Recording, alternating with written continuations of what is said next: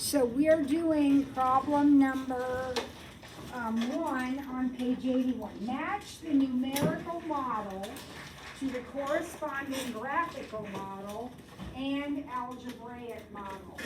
So when someone talks to you about a mathematical model, you already know what it is. It's a picture, it's a graph, it's an equation.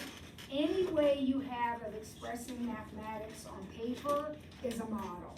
So what they're asking you to do is, for problem number 1, find the picture and the equation that go with that particular set of data.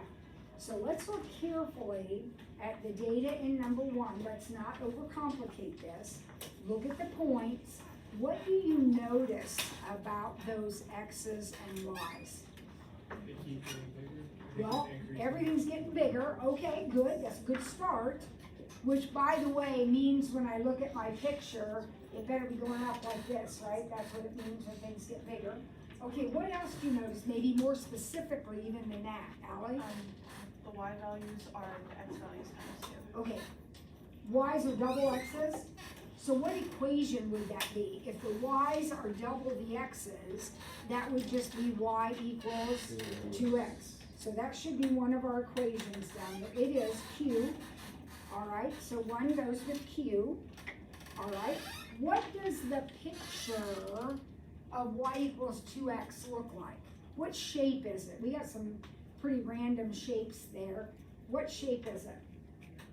Y equals 2x. Is that a parabola? It's linear. It's a line. And we already talked about how it's increasing.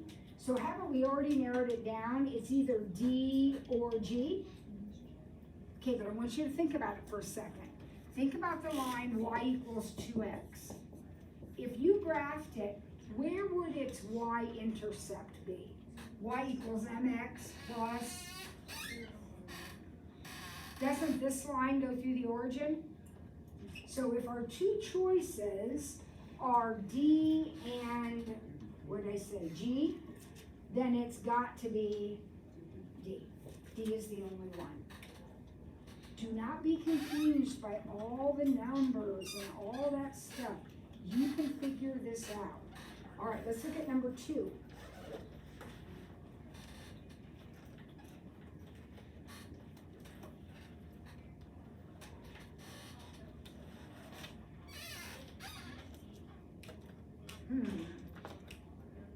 Well, we need to match it to an equation and to a picture. So let's look at the pictures first. We don't have quite as easy a relationship between x's and y's this time.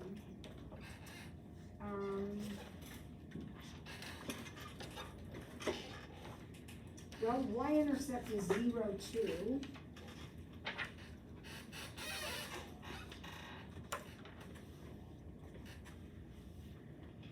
So can we rule out some pictures? Rule out what? Oh, are you guessing which one it is? Well, it's not. Oh, I forgot we have A and B. I didn't even look at those down there. 0, 2. It's not A or B. It's not C. It's not D. It's not E. Could be F, right? Could be F. Not E. Or G, I mean. H. Not I. I suppose it could be J, because we've got a big thing there. All right, so what do you think? How are we going to figure it out? I think it's F or J. How are we going to figure that out, which one it is? What should we do, Nyla? Find the relationship between the x and y. Well, have you found it? This one's kind of hard. Which of the curves we talked about? Oh wait, you found it, Kara? So is it like you add 1, then you add 3, then you add 7, then you add 9? Yeah, or Well, that's a pattern you've observed, absolutely. Now, can I write that as an equation? And if you start, like,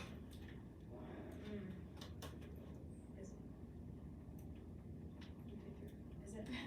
To write the equation, Kara, and everybody else, you wanna look at the relationship between X and Y. So it looks like everything's going up.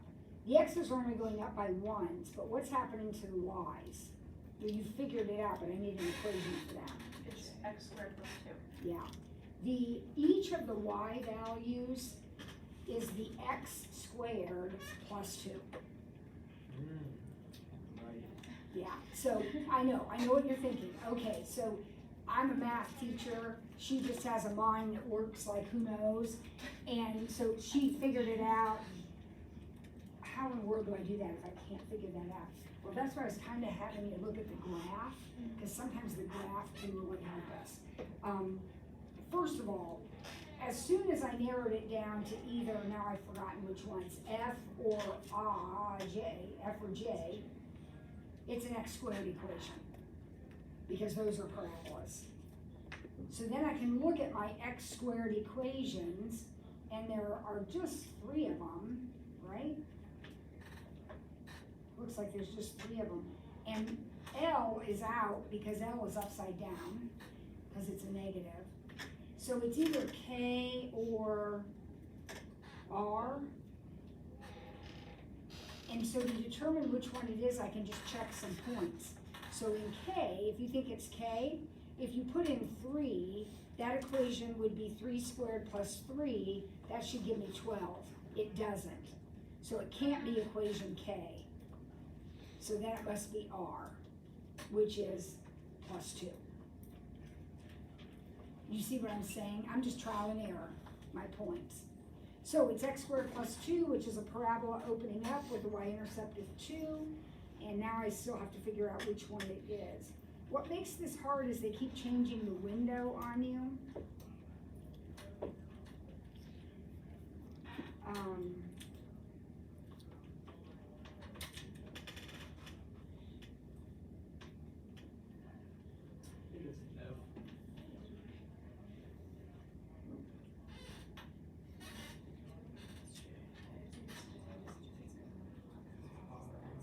You think it's F?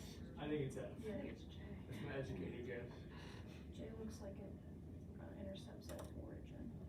Yeah, It's because it says like a point is 0 to 2. And so, Yeah, I'm looking at the screwed up window they give us though, from 40 to 650 on J. yeah. Oh, maybe. I don't know, you make a call this You're leaving it up to me, thanks.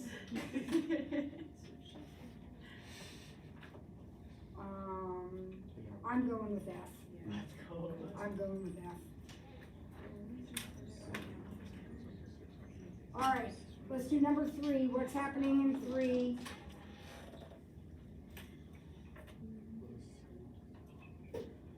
Does it look like everything's going up again? So eliminate any decreasing pictures, take those out. 2, 4, 4, 10.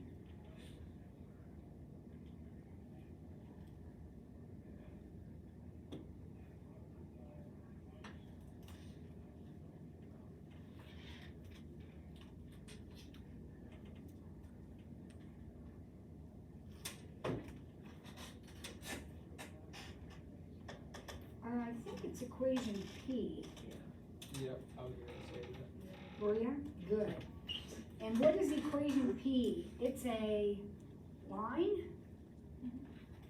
with a slope of 3 and a y-intercept at -2. So we gotta find a line that has an intercept at -2 and a slope of 3. It's either G or A.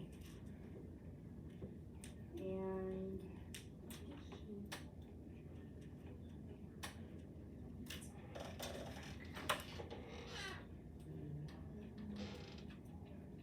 let's see, that goes from -1 to we say our intercept was? -2?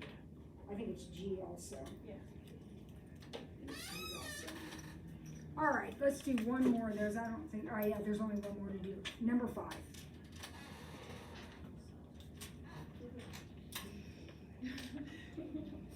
Number 5 should be easier because why? It's decreasing and there aren't very many of those. So isn't it either E or H? So we just gotta figure it out. Is it a line or a parabola? Are the Y's going down by the same amount? In number 5, are the Y's going down by the same amount? No. So if they're not going down by the same amount, it's not a line. So 5 needs to be E. And what equation is E?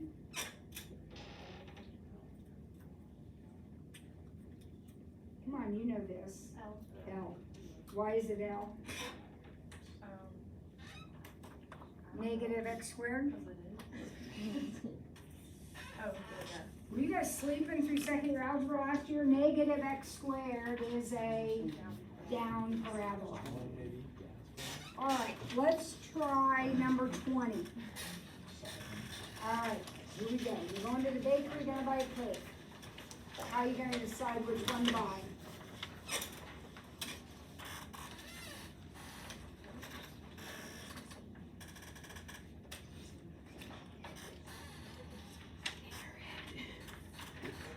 Okay, pretend it's mom's birthday, you wanna buy her a cake. Well, actually, you should make her one, but you don't have time, so you're gonna either buy this cake or you're gonna buy 8-inch diameter cake. All right, how are you gonna know which one to buy? They're the same price. Nyla? Find the volume of both. Find the volume. Don't you wanna get the most for your money if they're the same price? And we're assuming they're both beautiful, so we're gonna find the volume. All right, how do I find the volume of this 9 by 13 cake? You know what that is, right? It's like that rectangular pan. How do I find the volume of that? Length times width times height. Now, Nyla, they give me the length and the width, so that's easy, 9 times 13. What do they tell me about the height of this cake? That it's half as tall as the. Okay, so are you envisioning then, this is a single layer and this is a double layer cake? You know? But they don't actually tell me the thickness of the layers, right? Finn, you with me, honey? No. You sure? Guten Tag. I think that means good morning or good day or something. Yeah, good morning. Okay. All right, so this is a layer cake, 2 layers, this is 1 layer, and I just have to compare them.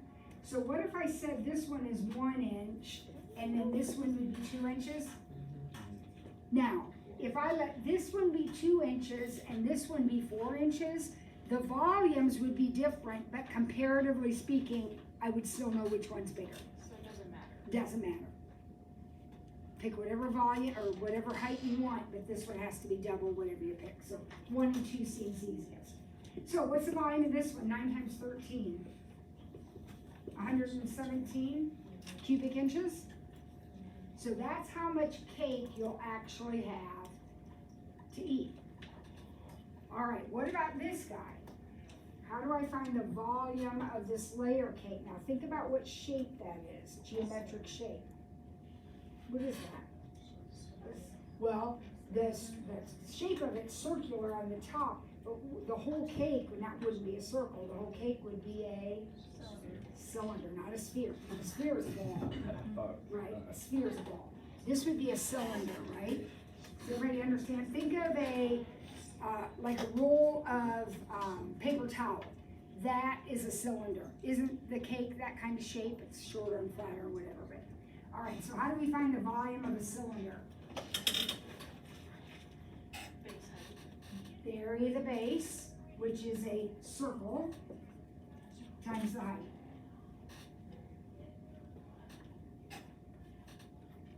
So if the diameter is 8, then the radius is 4, and the radius squared is 16, and we're letting our height be, I let it be 2 because I let this one be 1. So getting out my trusty calculator, 32 pi is 100.53 cubic inches.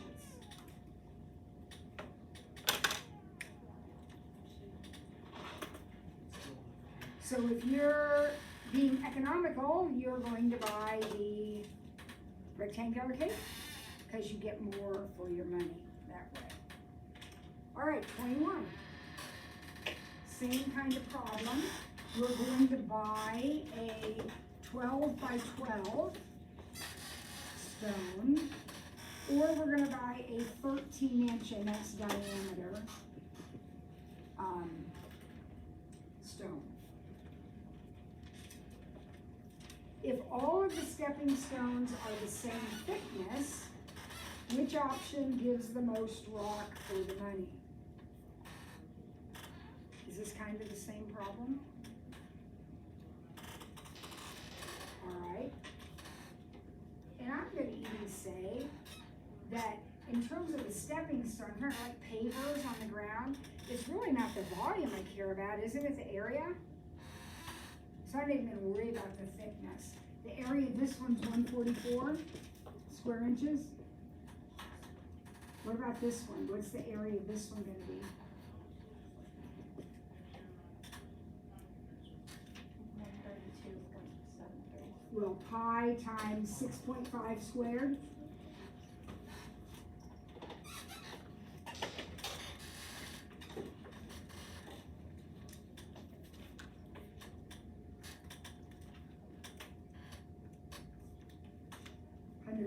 Is that what you said? 132.73.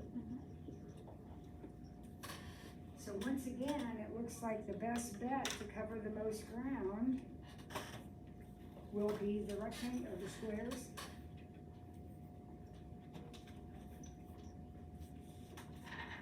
All right, one more, guys. Number 22. Oh no, I guess those are couple more too. Let's look at number 22. Free fall the smoke bomb.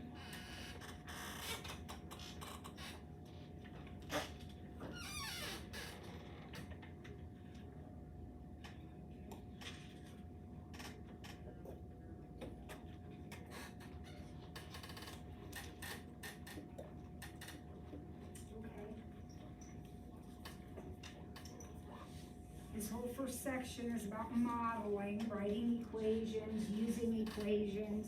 So they're giving us this equation that describes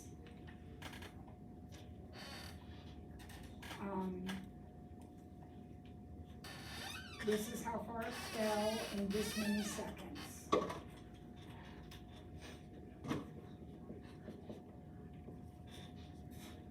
Alright, so D is feet that it fell, and T is time. Alright, A, how long will it take the bomb to fall 180 feet? What do you think? Plug 180 in right here. Does 180 divide by 16? I don't think so.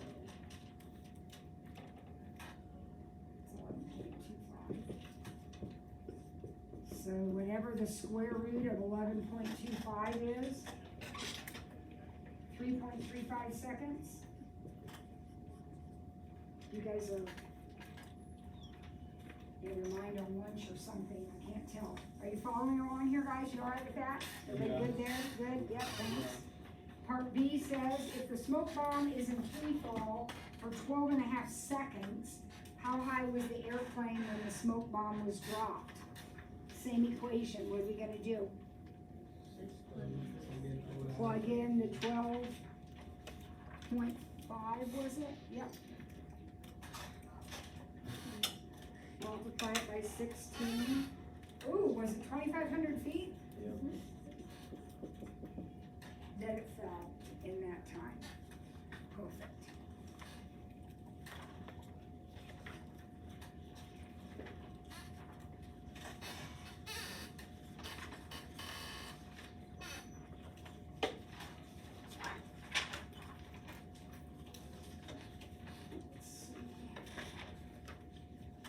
finish this before lunch. Let's skip 23 and go to 47. Let's do 47. Because this is a problem you may actually be faced with, may have already been faced with it. So you're gonna go rent a car. We charge $32 a day and 18 cents a mile.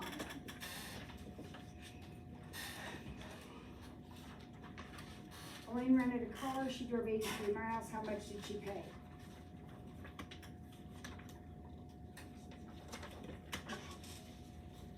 What do you think? How would you figure that out? Don't make it hard, it's easy. 32 plus 18 cents. Beautiful. Now, he didn't exactly write an equation, which is fine, that wasn't his job. His job was to figure out how much he paid. But an equation grew out of this, because isn't the cost gonna be 32 plus 18 times the number of miles?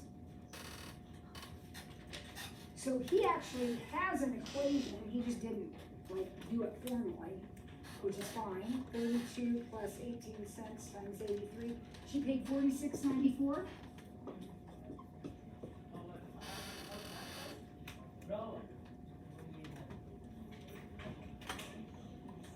Now, Ramon paid $69.80 when he rented the car. How far did he drive? So how are we gonna figure that out?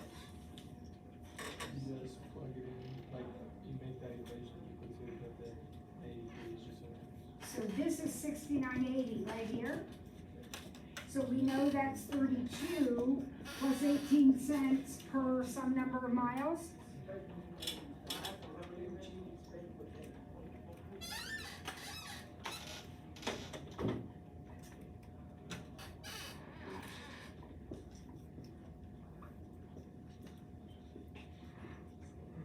I typed that in right, I got 210, did you?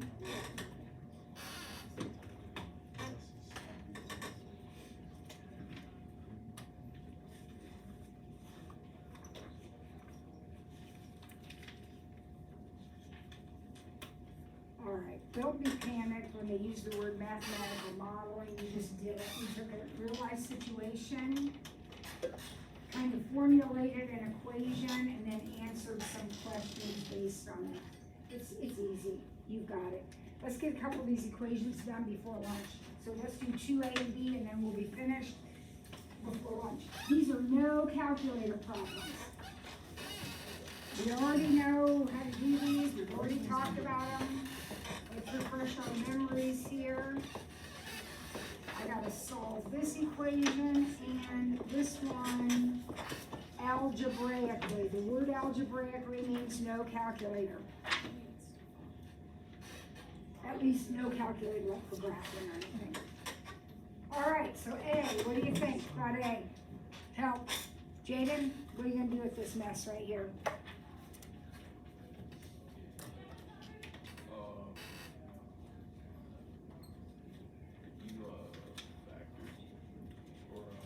Now, okay, these are, each side of this is a quadratic, and one option to solve quadratics is to factor. But we can't factor to solve unless our equation is set equal to 0. So that's probably the first thing we're gonna wanna do. Factoring might be an option for us, but before we can tell, we gotta get everything shifted to one side. And it doesn't make any difference which side. I think I'm gonna go this way, because I like to have my x squared positive. So I'm gonna move my x squared and my 3x and my 4. So I have x squared minus 4x minus 12. Now I'm trying to hurry, don't let me go too fast. Does that make sense to everyone?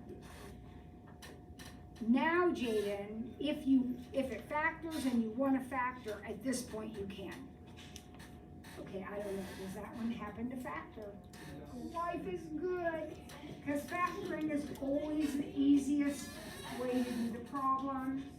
So x minus 6x plus 2, so the answers are 6 and negative 2. What if it didn't factor, or if I didn't see how it factored? What else could I have done right here? Quadratic formula, or complete the square. This one wouldn't have been bad to complete the square. Good job. Good on that one? Yep. All right, we're gonna do it this one. You distribute. Absolutely, you need to distribute. And I might as well move the 14 while I'm at it. Because if I'm going to use the quadratic formula or factor, I gotta have a 0 over here. If I were gonna complete the square, I could move the 14 over there, but I do not wanna complete the square. And I don't think that factors, does it? Here we go, x equals negative b plus or minus the square root of b squared minus 4ac. By the way, some of you still don't know your quadratic formula, which is why you didn't do so great on the test. I gotta learn it.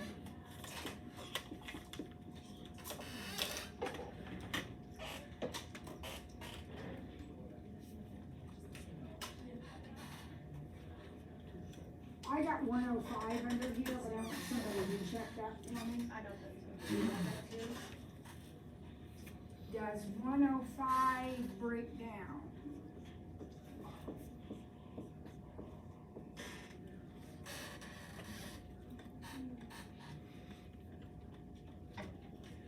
What do I do? Keep it. Keep it. 105 does have factors, but doesn't have 2 of anything. Perfect, perfect, perfect. All right, so here's the deal. I want you to go lunch. I want you to be back at 49, and I want you to come back with vim and vigor, okay? Maybe? Vim and vigor.